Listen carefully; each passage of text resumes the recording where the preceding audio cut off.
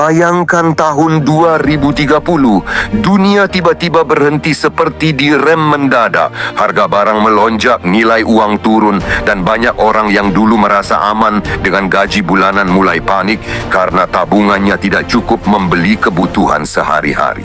Robert Kiyosaki, penulis buku terkenal Rich Dad Poor Dad, sejak lama sudah memberi peringatan.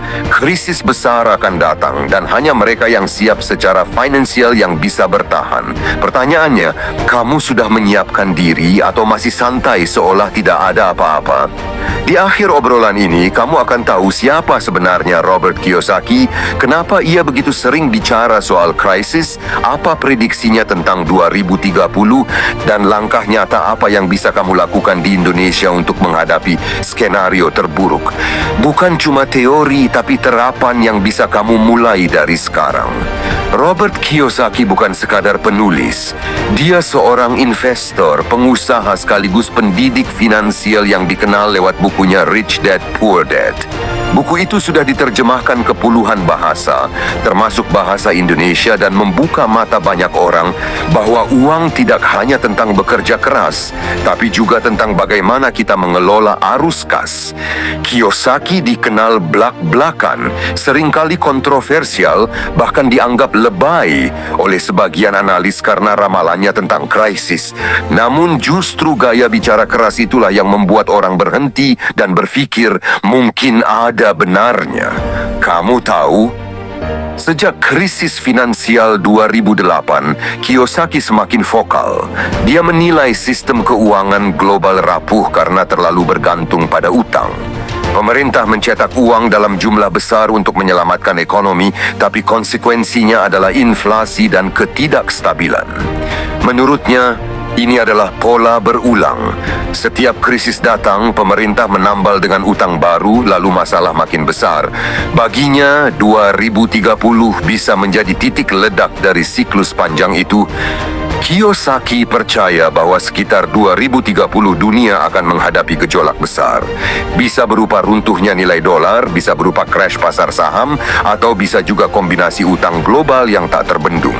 Dia menyebut bahwa orang yang hanya mengandalkan gaji akan paling menderita, sementara mereka yang punya aset produktif seperti properti, emas, atau bisnis dengan cash flow akan lebih aman.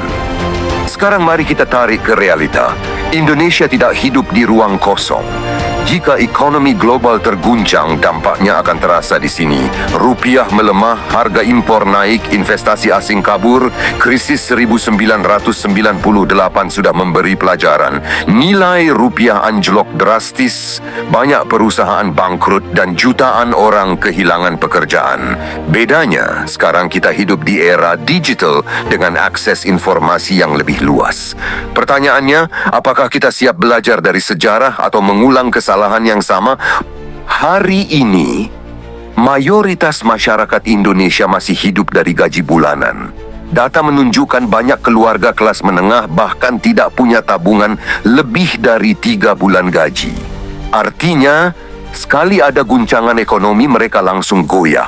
Lebih parah lagi, gaya hidup konsumtif membuat orang makin sulit menyisihkan uang. Sementara itu inflasi diam-diam terus menggerogoti nilai rupiah. Misalnya kebutuhan pokok seperti harga beras, minyak goreng, BBM, semuanya naik perlahan tapi pasti.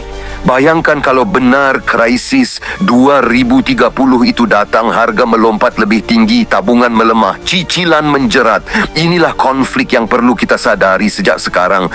Sebagai salah satu penyelesaiannya, Kiyosaki selalu menekankan satu hal, yaitu cash flow.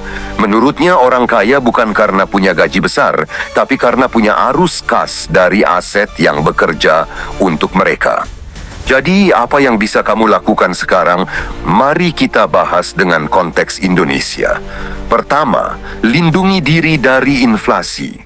Emas masih jadi pilihan logis. Di Indonesia, emas batangan antam mudah dibeli mulai dari ukuran 0,5 gram. Bukan soal besar kecilnya, tapi soal kebiasaan menyimpan kekayaan di instrumen yang lebih tahan terhadap gejolak.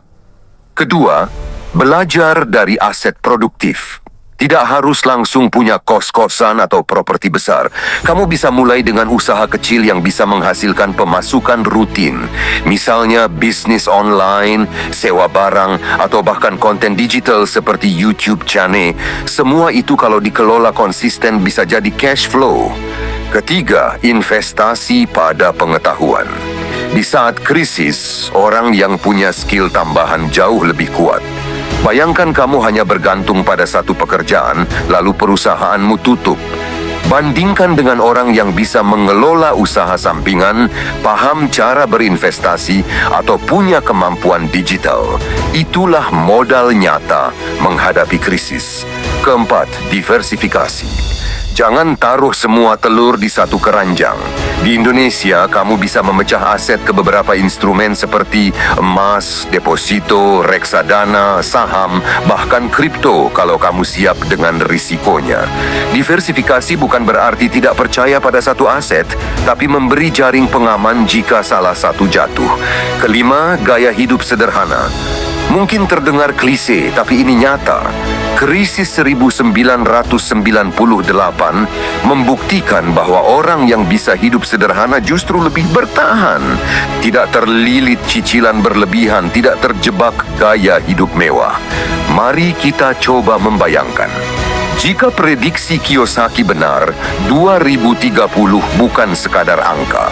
Itu tahun di mana generasi muda Indonesia sudah jadi tulang punggung ekonomi. Kalau mereka tidak siap, dampaknya bisa berantai.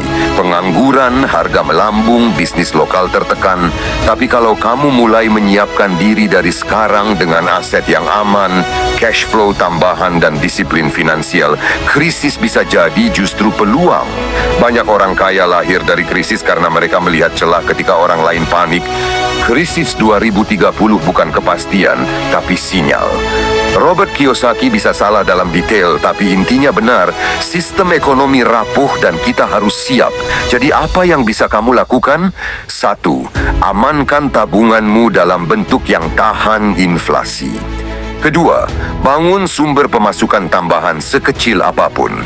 3. Investasi pada skill dan pengetahuan, jangan hanya pada barang. Keempat, latih gaya hidup yang tidak boros agar fleksibel menghadapi perubahan. Kalau semua langkah itu kamu mulai hari ini, maka 2030 tidak lagi menakutkan. Justru kamu bisa memandangnya sebagai kesempatan untuk melompat lebih tinggi ketika banyak orang sibuk menyelamatkan diri. Seperti kata Robert Kiyosaki, "The richest people in the world look for and build networks. Everyone else looks for work." Kalimat ini bukan sekadar motivasi. Intinya, orang kaya membangun sistem yang membuat uang terus mengalir. Orang biasa hanya mencari pekerjaan yang bisa hilang kapan saja.